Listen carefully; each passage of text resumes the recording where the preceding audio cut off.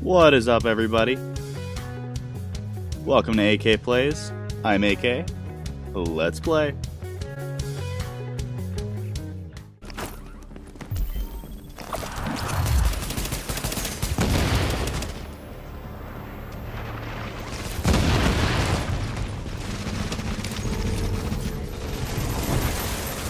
Vegeta, what does the scouter say about his power level?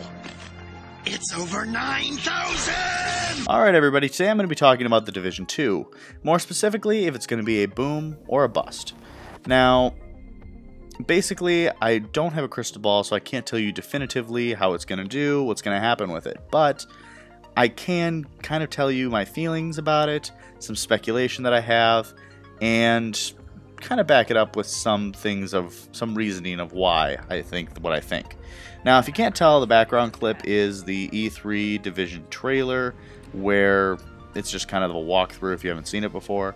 And then at the end of this, I have a clip from a manhunt that we went on recently, and it's got a little bit of my perspective, and then I shift perspectives to my DPSer at the time, Karma, and we get a little bit of viewing from his point of view, which is pretty cool. Now, on to what I'm talking about, which is the Division 2. Now, the Division 2, we don't have very much information about at all. We've got a good amount of information about the PvE and some changes and special surprises they have, but when it comes to PvP in Division 2, we know pretty much nothing. Now, basically, what we've got from the developers is some questions that they've answered, which give us a little bit of a hint at where they're going with the game. Now, recently I saw a few clips of the developers answering questions, and it sounds like they've used the Division 1 to kind of test a few things and see how people react to them, and if it's going to be effective in achieving what they want to achieve.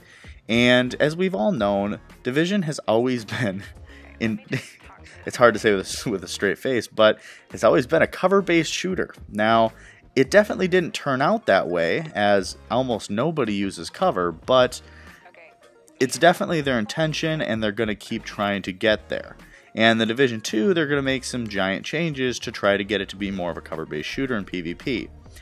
And we're going to see how it happens, because the first thing that I know is they are going for a shorter time to kill, which, if you don't know what that means, it's exactly what it sounds like.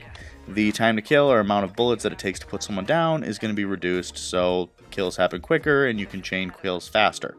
Now, there are other games that have short time to kills, like Call of Duty, and they don't force people into cover. The short time to kill just means that your reaction time and accuracy is much more important. But there's going to be a lot more done in Division 2 that's going to try to do pushing you to cover even more. So the time to kill is getting reduced. Second thing, we saw from what they did with the box drop and pop in 1.8.3 that they don't want to offer that kind of healing where you can just keep healing on the move no matter what you're built for.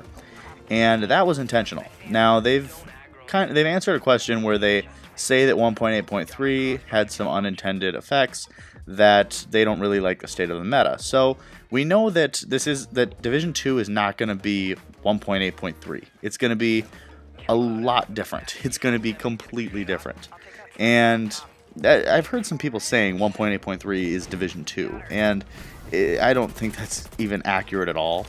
I think that it's going to be a very, very different game. I think Division 2 is going to feel completely different than Division 1 because they're doing so much to change it, and I think it's going to be so different that it's not going to be like it'll look like the Division, but I think the play and the way that you operate is going to be completely different.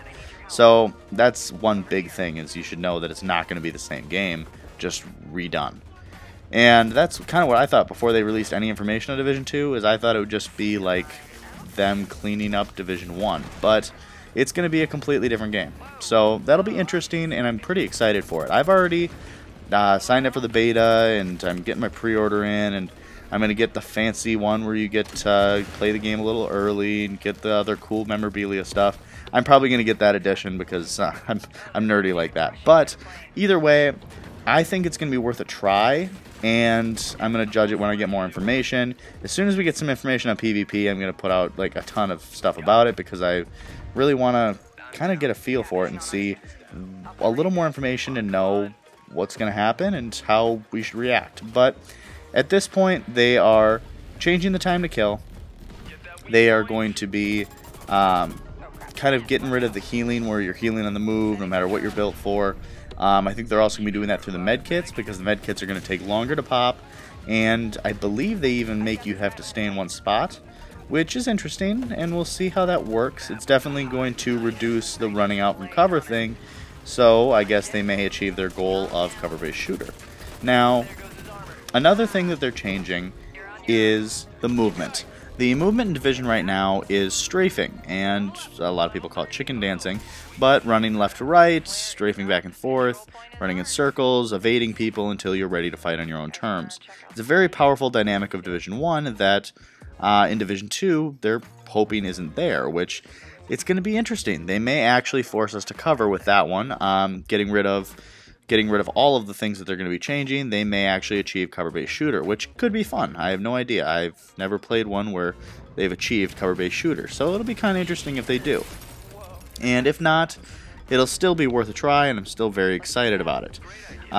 Nothing people can say is going to really dissuade me from that. I am excited, and I think if the game is good, even if it's not perfect or great, I think it's still going to be somewhat of a boom, and it's still going to draw a lot of people in. So that's my conclusion for that. The one thing I'm worried about, and I know a lot of people other than me are worried about, is that they might make the game a bit more casual. Meaning that they're going to get rid of the skill gap. Not entirely, but they're going to get rid of it a lot. The majority of the skill gap is going to be gone away, like in some recent updates of the Division 1. And in that case, obviously no insult to anyone who plays casually, that's the majority of the community. But I know a lot of competitive people want to have some kind of skill gap and have gear that requires you to do more and play more to become better. So, I don't know, it's a dangerous line for developers to cross, and I would say that it's not, no matter what, you're going to have a competitive community, and even if the quote-unquote skill gap isn't as wide, I think that players are still going to have a good time and find a way to get an advantage any way they can to make a skill gap exist. So, I don't know. I think they can't really go too wrong on the game. I know that there definitely is possibilities, but I don't think they will. I think that they will go back to their roots of listening to the community and make Division 2 a great game.